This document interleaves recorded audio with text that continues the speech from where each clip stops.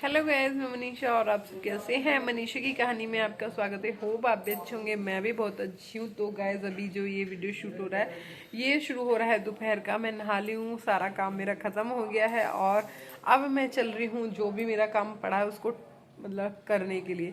तो बस अभी मैंने सोचा कि वीडियो भी स्टार्ट कर लेती हूँ ताकि वीडियो भी मेरा साथ के साथ शूट होता रहे। तो बच्चे अपने अपने काम पे जा चुके हैं, मतलब अनु अपने ऑफिस जा चुका है, शुभ अपने स्कूल जा चुका है और मैंने जो भी है खाना पीना अपना बना लिया है। और अब चल रही हूँ मैं थोड़ी सी और थोड़ा सा मतलब अपना काम करने के लिए। तो वीडियो में जो है आप लोग बने रहना और देखना कि मैं क्या क्या करती हूँ। काम खत्म होने के बावजूद भी मेरे पास काम रहता है तो ये है।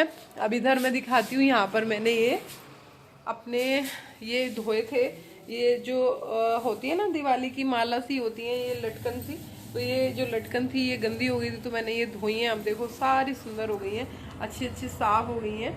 और ये यहाँ पर एक ये भी धोया है साथ में, क्योंकि थोड़ा थोड़ा जो भी सामान है डेकोरेशन का वो मैं धोती जा रही हूँ और क्लीन करती जा रही हूँ। तो फिर उसी से क्या होता है, जो छोटी छोटी चीज़ें हैं वो क्लीन हो जाती हैं तो अच्छा लगता है, साफ सुंदर सुंदर लगता है। तो बस कल क्या था, कल सर्द पूर्णो थी और शरद पूर्णों पे क्या होता है, हमारे यहाँ खीर वगैरह बनती है और खीर वो चांद की रोशनी में रखी जाती है। कहते हैं कि रात को ना चंद्रमा अमृत बरसाते हैं और उस खीर में अमृत आता है और जो वो खीर खाते हैं तो उससे क्या होता है, हमारा स्वास्थ्य अच्छा होता है, मन अच्छा होता है और हमारे जो अंदर निगेटिव एनर्जी होती है वो दूर होती है, उससे चंद्रमा मजबूत होता है। तो आप लोगों के यहाँ भी ऐसा कुछ होता है? तो अगर होता है तो कमेंट में ज़रूर बताना। तो फिर वीडियो में बने रहना, मैं आपको पूरा दिखाती रहूँगी कि मैं क्या क्या काम खत्म होने के बाद भी करती हूँ। तो बस आओ मेरे साथ और देखते हैं कि मैं क्या क्या शुरू करने वाली हूँ। तो गाइज, ये जो कपड़े हैं ये मैंने कल धोए थे, कल वाले कपड़े हैं। और देखो कितना बड़ा पहाड़ पड़ा हुआ है एक साथ, इतना बड़ा कि मुझे बस इनको तय लगाना है। और बस क्या ही बताऊँ, बहुत मुश्किल है कपड़ों को संभालना। और बड़े बेटे के कपड़े अलग लगा रही हूँ, छोटे के अलग लगा रही हूँ और फिर बाकी के जो पर्दे वगैरह हैं वो प्रेस को दूँगी। और बच्चों के भी कपड़े जो भी प्रेस के हैं वो भी प्रेस को दूंगी। तो यही है, सिंगल होना ना सच में बहुत बड़ी बात है, बहुत बड़ी बात है। आसान नहीं है, बहुत बहुत मुश्किल है अपने आप सारे काम करना, मैनेज करना, बहुत कुछ करना। सच बताऊँ ना, मैं सच बताऊँ अपने आप को बहुत ज़्यादा दुर्भाग्यशाली मानती हूँ। मुझसे बड़ा दुर्भाग्यशाली दुनिया में शायद ही कोई होगा, जिसके खुद के पिता ख़त्म हो गए हैं, जिसके पति की डेथ हो गई है। यानी कि माँ मेरे पिता भी नहीं है, मेरे पति भी नहीं है। मेरे पिता जो थे, जो मेरे पापा थे, वो भी मुझे बहुत ज़्यादा प्यार करते थे और बहुत ज़्यादा मेरे को सच बताऊँ बिल्कुल ऊपर लेके रखते थे अपने आप को। बेटी कम बेटा ज़्यादा समझते थे और शायद मैं सारे बहन भाइयों में उनकी सबसे ज़्यादा लाडली बेटी भी मैं ही थी। और पति मिले तो वो भी बहुत ही अच्छे मिले, उनको भी मैं इतनी जान से ज़्यादा प्यारी थी कि क्या ही बताऊँ। मेरी कभी भी उन्होंने कभी भी किसी चीज़ के लिए ना नहीं बोला, कभी भी मुझे गलती से भी डांटा नहीं है। कभी भी उन्होंने मेरे लिए, कभी ऐसा ना हुआ हो कि मैंने कोई चीज़ मांगी है, पसंद की है, उन्होंने ना मुझे दिलाई हो। तो मैं अपने आप को इतना दुर्भाग्यशाली मानती हूँ कि सच में मैं कुछ भी नहीं कर सकती हूँ। अपने बच्चों की जो खुशी है, जो खुशी होती है ना बच्चों को त्योहारों की, वो नहीं दे सकती। जो पहले वाली बात है ना, वो घर में मेरे बिल्कुल भी नहीं है। इतना ज़्यादा अंदर से दुखी होती हूँ मैं, त्यौहार आते हैं। पहले इतनी रौनक होती थी मेरे घर में, इतने अच्छे से त्यौहार मनाते थे, इतने अच्छे से डेकोरेशन वाले को बुलाते थे, सब कुछ होता था। और अब मैं कुछ नहीं कर पाती। सच बताऊँ ना, एक्साइटेड मन है ही नहीं। मन में एक खुशी होती है त्योहारों को लेकर, वो है नहीं। बस एक ये तो एक समाज में रह के थोड़ा होता है ना कि आपको रीति रिवाज निभाने पड़ते हैं, बस वो वाली बात है मेरे दिल में, और कुछ भी नहीं है। मुझे पता है तकलीफ़ बहुत होती है, जो जहाँ कहाँ मैं क्या थी, मैं क्या से क्या हो गई, वही वाली बात है ना। पूरी ज़िंदगी मेरी पलट गई, पूरी लाइफ मेरी एकदम अलग अंधकार में चली गई है। किसी को कुछ नहीं कह सकती मैं, ना बता सकती अपने मन के फीलिंग। मुझे कितनी तकलीफ़ है मुझे पता है। मैं अपने बच्चों को भी ना, बच्चों के सामने भी कुछ नहीं कहती। ये सोच लेती हूँ कोई नहीं, बच्चे बड़े होंगे, ठीक हो जाएगा सब। बच्चों को भी नहीं है चीज़ें समझ आती अभी, और बच्चों को भी कहीं ना कहीं अपने फादर की बहुत ज़्यादा याद आती है। उन्हें भी बहुत तकलीफ़ होती है, उन्हें भी ऐसा लगता है मम्मी पापा होते तो ऐसा करते, पापा होते तो वैसा करते।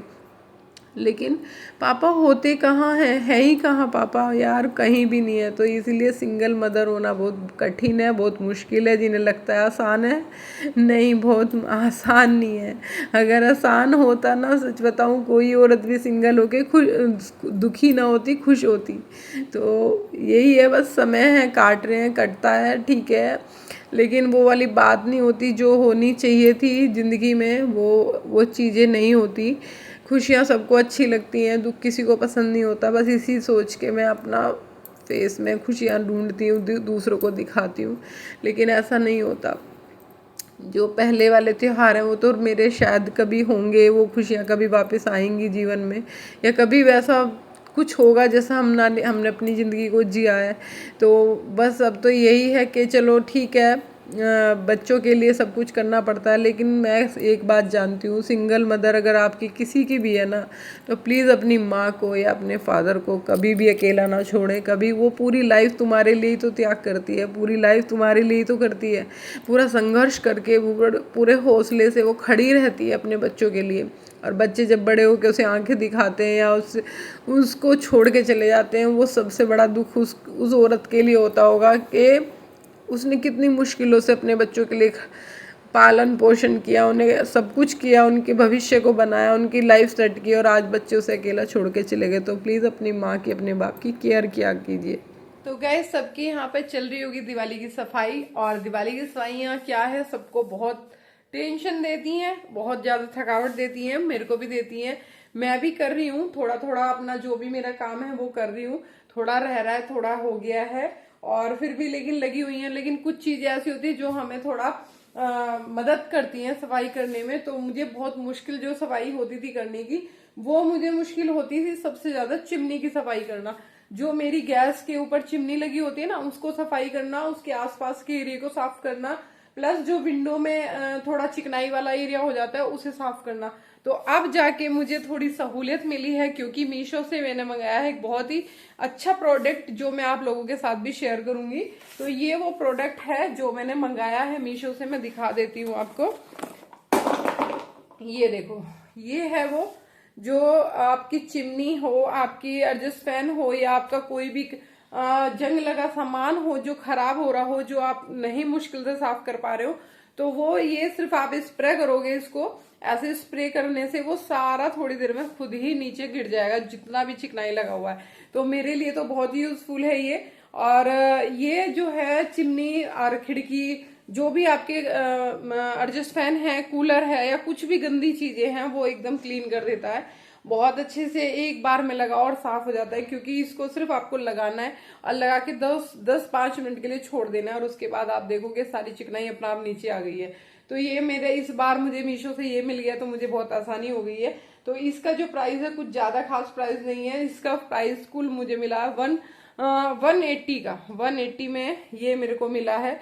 आप जा सकते हो, ले सकते हो मीशो से। तो ये बहुत यूजफुल है, बहुत अच्छा है। तो मैंने सोचा आप लोगों को भी बता दूं, क्योंकि सभी लोग सफाइयों में जुटे हुए हैं और सब लोग सफाई कर रहे हैं, लेकिन सबसे जो भारी काम लगता है वो चिमनी को साफ करने का लगता है। तो इसीलिए मुझे ये सबसे अच्छा लगा।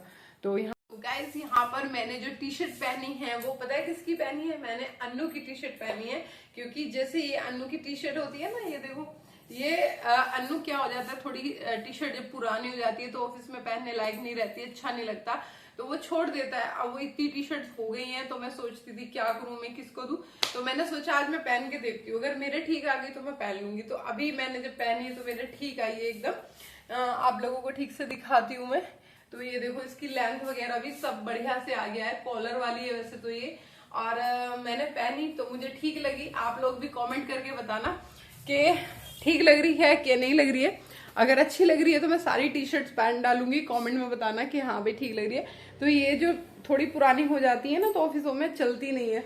तो बच्चे अब बड़े हो जाते हैं, माएँ छोटी रह जाती है, तो उसकी लेंथ लंबी हो गई, मैं छोटी हो गई हूँ। तो इस करके मैंने सोचा मैं ही पहन लेती हूँ, क्योंकि अभी शुभ तो बहुत छोटा है। तो फिर मैंने पहनी तो मुझे बिल्कुल ठीक आई। कैसी लग रही है बताना जरूर। देखो गाइस, अब खेल के आया ये इस टाइम देखो, मैं आपको टाइम दिखाती हूँ। ये देखो, 6:45 हो रखे हैं, इस टाइम आया। इसकी शक्ल देख लो कैसी हो रही है, पसीनों में तर, और हालत देख लो बिल्कुल नाजुक। और बस खेलने चले गए बाबूजी। तो गाइज़ अभी ये जो वीडियो है ये है रात के खाने का। तो यहाँ पर मैं खाने की तैयारी कर रही हूँ। तो यहाँ पर मैं बना रही हूँ आज सब्जी, बैंगन आलू की सब्जी। मेरे बच्चों को ज़्यादा पसंद है बैंगन आलू, वो भी आज बैंगन आलू की सब्जी जो बनाऊंगी मैं चावल के साथ बनाऊंगी, क्योंकि चावल बैंगन की सब्जी मेरे बच्चों को ज़्यादा अच्छी लगती है। होता है ना कि दाल चावल खाते हैं, कड़ी चावल राजमा छोले सब खाते हैं, लेकिन कभी कभी जब चावल के साथ सब्जी खाते हैं ना उसका अलग ही आनंद होता है, और वो भी बहुत चटपटी मसाले वाली। तो बस आज मैं वही सब्जी बना रही हूँ। तो अन्नू कहने लगा, मैंने पूछा बेटे क्या खाओगे, तो उन्होंने कहा मम्मी सब्जी चावल बना लो, वो भी बैंगन वाली सब्जी बनाना। तो इसमें मैं सभी चीज़ें डालती हूँ, टमाटर प्याज अदरक लहसुन का पेस्ट और मूली, और बहुत अच्छे से सारे मसाले मैगी मसाला और चटपटी करके मस्त सब्जी बनाती हूँ। और सब कुछ अच्छे से डाल डूल के बना के, थोड़ी गाढ़ी गाढ़ी सब्जी होती है ना, थोड़ी ऐसा नहीं पानी वाली रेशे वाली नहीं बनाती, थोड़ी गाढ़ी सी सब्जी बनाती हूँ। और बहुत अच्छे से बच्चे से चावल के साथ फिर खाते हैं। तो यहाँ पर मैंने सब्जी तो बना दी है, मतलब छोक दी है। अब इधर मैं चावल को साफ़ करके भिगो रही हूँ, और थोड़ी चावल इतने फूलेंगे इतने मैं पूजा कर लूँगी। तो बस ऐसे ही आज का रात का खाना है। तो बस वीडियो कैसी लगी कमेंट ज़रूर करना। मनीष के चैनल पे अगर नए हैं तो प्लीज़ सब्सक्राइब कर लेना। तो क्या हुआ, आज पूरे दिन मैं बहुत ज़्यादा बिजी हो गई थी। तो कुछ लोग थे जो मतलब गेस्ट थे तो घर पे आए थे, और उस गेस्टों के चक्कर में कई बार आप शूट भी नहीं कर पाते और कुछ भी नहीं कर पाते। तो बस आज का दिन मेरा ऐसे ही हो गया, बहुत पहले ही सुबह से इतना टाइट शेड्यूल था, उसके बाद फिर मैं और बिजी हो गई, तो इसलिए मैंने शाम का शूट किया।